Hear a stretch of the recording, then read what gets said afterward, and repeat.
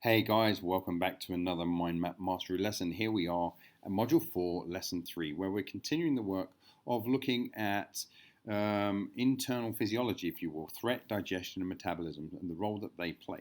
Now, obviously, we've already discussed that this is outside of the general scope of a coach, right? Because most coaches are working on goals and we're working on threat in general and we're working on kind of how to get a client from where they are to where they want to be. But there's a really strong case for understanding the role that threat plays in digestion and metabolism for the very, very simple reason that in order to actually accomplish our best in the world, to do our best work, to show up as our most powerful selves, we need to be doing that from a place of health and from a place of superior health, ideally.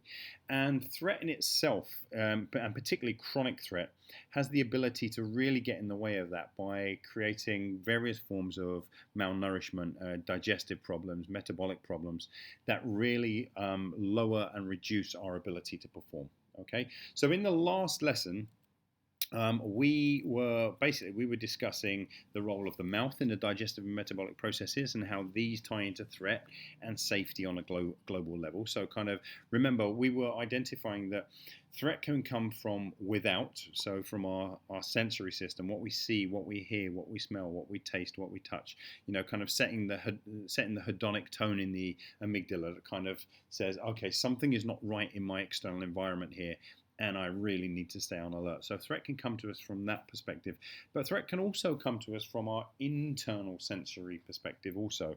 For example, when we let bugs into our system, or when our body itself becomes extremely aware that it's lacking specific nutrients. So in times like that, all the attention of the body goes to, well, how can I get these nutrients? And this is actually where a lot of overfeeding, overconsumption comes from. It's not so much that a person is continuously hungry for calories, if you will.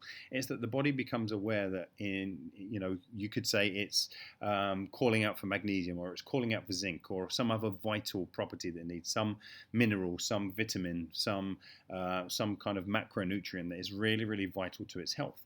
And it will continue sending signals to the body to eat until it actually gets what it needs to get itself out of threat. So maybe that kind of explains just a little bit of maybe behaviors that you've seen in clients, but maybe also behaviors that you've noticed in yourself, where you seem to be eating even though theoretically you've already ingested more than enough calories and you shouldn't be hungry. Well, threat might be behind that, right? So we also examined why the parasympathetic nervous system is so vital to not just digestion, but overall health and performance. Like I just said, if you're not in your parasympathetic nervous system, it becomes extremely difficult for the body to be able to extract the nutrients, to metabolize them, and to use them for the repair and the regeneration of the human system.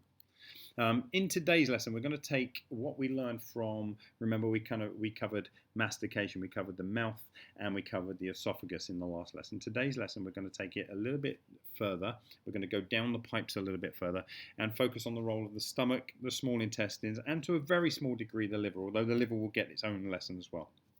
Okay, so let's dive right in.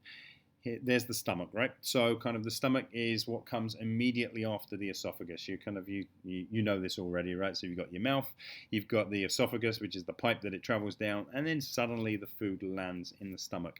Now the stomach is basically, you could say, is the point of no return. I know it's very possible that kind of things do return from the stomach occasionally when we vomit, right? But it's kind of like the point of no return. So where like the mouth was the first kind of disinfection chamber, if you will, kind of going through, the enzymes of the mouth start the process of testing whether the food is sound and all those kind of things. Well, the role of the stomach is basically to act like a form of decontamination chamber. It's a form of security, if you will. So imagine this is the food that's come from the outside world and is just about to enter your inside world. So it needs a security system, a kind of a one-way door, if you will, to make sure that what's coming in is going to be sound. One of the ways it does that is to coat all the food that comes in a very, very strong bath of hydrochloric acid, right? It then, after kind of going through those phases, it goes into a churn and turn phase where the stomach basically turns over and over and over and breaks up food. Okay, so it goes through these processes of breaking up the food into smaller and smaller portions. Remember, you've already started the process of breaking up via the chewing process in the mouth. But now the churn and turn process breaks it down even further, takes it down into even smaller pieces. And then obviously the acidification itself, so the process of putting the acid into the foods, okay, and this is what makes the first round of proteins available from the stomach. Okay, so security, churn and turn, and acidification, really vital roles if we're gonna both keep our internal environment safe and clean of external bugs and things like that may cause us to get ill or even die. The breaking down of the food in order to actually make it possible for the food to actually carry out the next stage of breakdown and move down into the lower pipes of the intestines, and also the acidification, that acidification which starts the process of freeing up many of those proteins and also preparing the food to become a liquid format. Okay, and that liquid format is known as chyme. Okay, so obviously you take a bite out of a piece of steak. Ideally, it's not a piece of steak that kind of moves down through the pipes through your body. Ideally, it would be broken down into a very liquid form, because that liquid form makes it possible for nutrients to be extracted and then pushed out through the pipes, which we'll come to shortly. Okay, so when in the parasympathetic nervous system, the food enters this really highly acid environment. Okay, it should be a fairly high acid environment in order to, like I said, carry out that decontamination process, and in order to release those proteins. Right. So the stomach would already be churning when you're already in the parasympathetic nervous system. So it's already turning over, and you perhaps felt that in the preparation for eating something. When you've been kind of hungry, you've already felt your stomach starting the process of churning over, which is a really good sign that you're already parasympathetic. And then the breakdown of those foods, from the larger portions that you've consumed in your mouth to the smaller liquid chyme, is fast, it's efficient, it's effective. And like I said, we're already starting to pull proteins out of the food at this point. Also, when in the parasympathetic nerve system, food breaks down into its various molecules, okay, into fats and proteins and glucose in a much easier way, a much simpler way, right? The stomach itself normally takes around about 4 to 5 hours to empty. Right, so for the stomach to do its main job, and we're talking about kind of breaking down foods rather than liquids. Liquids move through a lot quicker, and some foods like carbohydrates can move through a lot quicker as well, depending upon their format. But generally, it takes, like, from a full meal going in to a stomach being fully empty, it takes about 4 to 5 hours for it to empty, right? And that's it moving at its normal pace. However, when we're in the sympathetic nervous system, we start to move toward a slow stomach. Okay, so in other words, it's going to take a lot longer for the foods to move through. So it's slow in terms of that churn and turn doesn't happen in the same way. And it's not very often the food is already hitting the stomach, a relatively still stomach, if you will. It's less efficient, it's less effective, the foods aren't being broken down, the acidification isn't taking place in the way it's designed to, which means that the nutrients aren't being extracted from the food, and nor is the food being turned into that liquid chyme. Okay, so that liquid chyme phase, like I said, is extremely important, because once the food leaves the stomach, it needs to be in its liquid format in order for the small intestine to start displacing those foods, or those food molecules, to where they need to go. Okay, when in your sympathetic nervous system, the food leaves the stomach less ready for the next stages of digestion, ultimately. So the next stage, what is it? Well, in the next stage, this is related to the liver and the gallbladder, you could say. Okay, so we're going to cover the liver in greater depth in a later session, but the most important part for this lesson in itself is that one of the byproducts of the liver doing its job of cleaning the blood and nutrient extraction and all of those kind of things is that it produces bile. Okay, it produces bile, which is an alkaline substance that then gets sent to the gallbladder, right? So kind of this is where the bile gets stored up, ready for the foods that are coming into the body, right? So we'll talk about the liver in another lesson, but just remember that basically the liver produces bile. That's a byproduct of liver metabolism. And that bile gets transported and stored in the gallbladder, ready for when the meal comes in. All right, so I'll just repeat that twice, essentially. So where stomach acid is obviously acidic, stomach acid, bile is an alkaline. Okay, so it serves there are different ends of the acid alkaline spectrum, clearly, right? So that alkalinity serves to break down fats to their lipid foundations, right? So kind of fats break down into their smaller lipid molecules. Don't worry if this is the first time you're hearing all of this stuff and you don't have a major interest in nutrition or any of these things. I'm just trying to give you an overview of how this works. A true nutritionist or a true biochemist at this stage is probably kind of scratching his or her head and saying, "What the hell is this guy talking about?" Remember, I'm just trying to bring it down to its base levels here. So the alkalinity of the bile breaks down the fats into their lipid foundations, and plus the meeting of acid and alkaline substances together further aid in the breakdown of that solid matter into chyme. So it's already left the stomach hopefully in a semi-liquid state, but when that liquid actually meets the bile, it becomes even more liquid.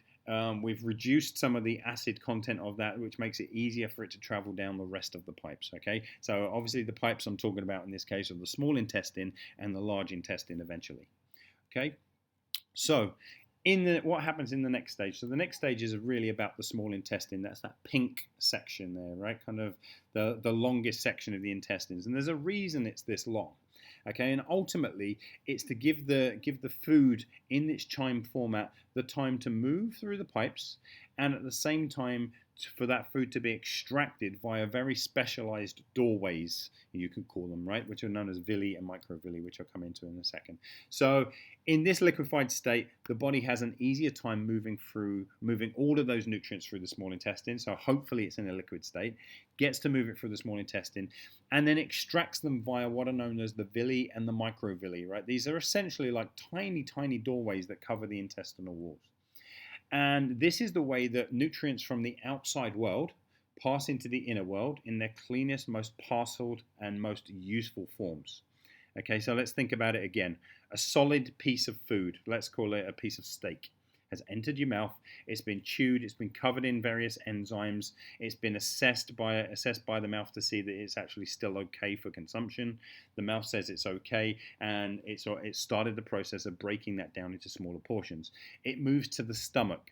Okay, the stomach, via both churn and turn and acidification, has broken that food down into even smaller format, and at the same time, the acidification has also cleaned the food and broken it down into a base liquid form known as chyme. Passes through the stomach, comes into the small intestine, where it's actually met by bile, and that bile both neutralizes some of the acid, frees up some of the fats, and in the process of doing that also kind of aids in the chymification. That's not a real word, but breaking down into chyme. So now we've got a very liquid format that is now able to move along the pipes of the small intestine through a process of peristalsis. That's a kind of a low-level contraction that keeps squeezing the food in the form of chyme down through the pipes until it exits the body. Now, as it's moving through those pipes, these tiny microscopic doorways in the small intestine open up and allow the food to exit and find its way into the bloodstream in its tiny formats of nutrients. Okay. Oh, I think I've just lost one of my slides there. There we go. So now it goes into the bloodstream to be used by the cells for repair and regeneration. There are some other phases to this that I'm going to talk about in another lesson, right? But I just understand this is generally true. I'm simplifying it down to its most simple format. And like I said, a biochemist would be pulling his or her hair out by now, I'm sure. Right, so when it goes wrong, in other words, when we are not in our sympathetic nervous system and we end up when we're not in our parasympathetic nervous system and we end up in our sympathetic nervous system due to high-level stress and threat or chronic threat that is ongoing, here's what happens. Stomach acid production goes down. Now, I know a lot of people kind of think that when they are in high degrees of stress, there seems to be a lot more stomach acid, right? So people have this tendency to believe that stomach acid production is going up. That's actually not the case. what happens is that stomach acid goes down, which means that the food doesn't get broken down as well, which means that the churn and turn isn't occurring as well either. And instead of food passing through the stomach quickly, in that 4 to 6 hour kind of window, it sits there for a lot longer, and you could say it ferments. Okay, so there's a fermentation of food in the stomach, and that fermentation gives off gases. Okay, just like if you got like a compost heap in your garden, and food kind of food stuff sit there on the compost heap. That smell that you smell coming off the compost heap is methane. It's all the gases that are coming off. Well, it's kind of like the same in the stomach, right? That fermentation gives off gases, and those gases kind of often create what most people would call an acid reflux, and they assume it's caused by excess acid. It's actually caused by a reduction in acid that comes from being in the sympathetic nervous system rather than the parasympathetic. That leads to a lesser breakdown of the foods, a less efficient cleansing of the food prior to it leaving the stomach and moving into the small intestine. And it also means that it's in a less liquefied state. More solids enter the pipes, and that means that if more solids are entering the pipes, remember we've just discussed that these microscopic doorways on the small intestine are expecting a liquid format so that those foods can pass through. Well, if more solids enter the pipes, then obviously those foods are going to be far too big to pass through the villi and microvilli, which means nutrient extraction is going to be far less effective. That threat basically reduces both the function of the stomach, but also the function of the liver in general, right? So now the liver's function is going down because the liver is really about rest and digest and repair, and it's all about kind of ongoing health, right? So the liver's function goes down in general, but bile production goes down specifically. And that means that there's less bile sitting in the gallbladder, and that also means that there's less bile to coat the food that comes in to the small intestine. That means that fats are now not going to be broken down correctly, and it also means that final stage of chymification, and again, and made up words, right? But the final stages of breaking down the chyme are not completed, again, meaning that there are more solid foods entering the food system than nature really intended. This leads to a reduced nutrient extraction, regardless of the nutritional quality of the foods or the supplements ingested. I want you to keep coming back to this. This is really, really important. So you could be on an elimination diet. You could be on a vegetarian diet. You could be on a completely, all organic, all clean diet, taking the world's most expensive supplements and all of that kind of stuff, and still be malnourished. Right? Because it's got less to do with the foods that are entering the body, and it's got pretty much everything to do with who you are when you eat those foods. Okay, keep coming back to that. When we say who you are when you eat those foods, like which branch of the nervous system are you in? Are you the fight and flight animal, or are you the kind of the rest and digest animal? Right? Rest, recover, regenerate, digest. Are you that side of things, or are you living your life in that way? If you're not, then food nutrient extraction, clearly we're still alive, right? So even if you're a high stressed person, you're still alive, you're still here on this planet. So clearly the body has adapted itself to still extract some nutrients. It's never going to not extract any. But here's the thing, food becomes extremely expensive because you have to eat a lot more of it before you're able to fully extract the nutrients. In eating a lot more of it, you're causing more stress to the nervous system. You're causing more external bugs to find their way into a system that isn't really cleaning those bugs. You are filling up the pipes with more and more and more undigested food, which is causing more and more and more pressure on the internal pipes. So this is later on when we come to talk about the colon. You'll see, why so many things like irritable bowel and things like that are in place, because ultimately the food is, for want of a better expression, the food is rotting in the pipes. Okay, the pressure is building up. The food isn't getting out quickly enough. It's certainly not extracting enough of the nutrients from it, and which means that you are not getting all of those foods, no matter how clean they may be, no matter how organic they may be, no matter how many greens drinks you consume, no matter how many supplements you take, right? It makes the ingestion of food both expensive financially, but expensive metabolically on the body. It's extremely tiring, extremely exhausting. Okay, so the case we're building here, or the case I'm building here, and I'm certainly not trying to persuade you of anything, but I'd really like to invite you to look into this a bit more, is that our clients need to be taught how to enter the best state for nutrient extraction possible. Okay, no more haphazard eating or eating by the clock or telling people to haphazardly, just simply eat 6 times a day because that's what's popular, and you should eat 4 to 6 small meals per day. Well, actually, no. That's if you're already in a sympathetic nervous system state. The more frequently you eat, the more challenging that is to your body. It may actually be better to eat less frequently. Okay, but better still is to get our clients into the best state possible for nutrient extraction.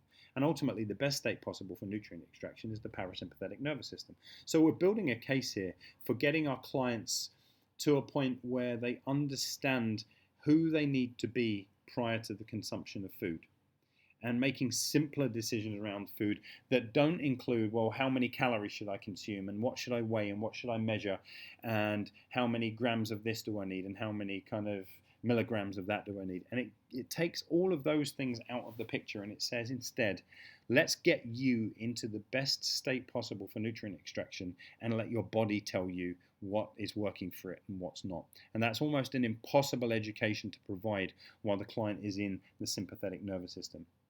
So there really is a case for not eating until you can get into that state. Like I said, I'm certainly not saying that no nutrient extraction is possible, but it becomes far more difficult and far more expensive on the human system. Okay, in the next session we will discuss, kind of why that's the case and why kind of cutting back the number of meals may be a really good idea. But we're also going to dive a little bit deeper into the role of the liver in digestion, in metabolism, and ultimately keeping ourselves extremely healthy. So until then, I suggest you look over this session a few times, right? Listen to it a couple of times. For some of you, this is going to be completely new, and some of you it's going to be less so, but it may be rubbing you raw. It may be going against everything you've been taught about nutrition up to this point. Understand, we're not really talking about nutrition, right? I'm not trying to teach you nutritional rules here. If you've got a nutritional certification, if you're a nutritional coach, that is all awesome. This is not about nutrition. This is actually still about neuroscience and the role of the sympathetic and parasympathetic nervous system on keeping us as healthy, as productive, and as threat-free as we can possibly be, so that we can move forward into the world being the greatest version, the grandest vision we hold of who we can be. So until next time, take care.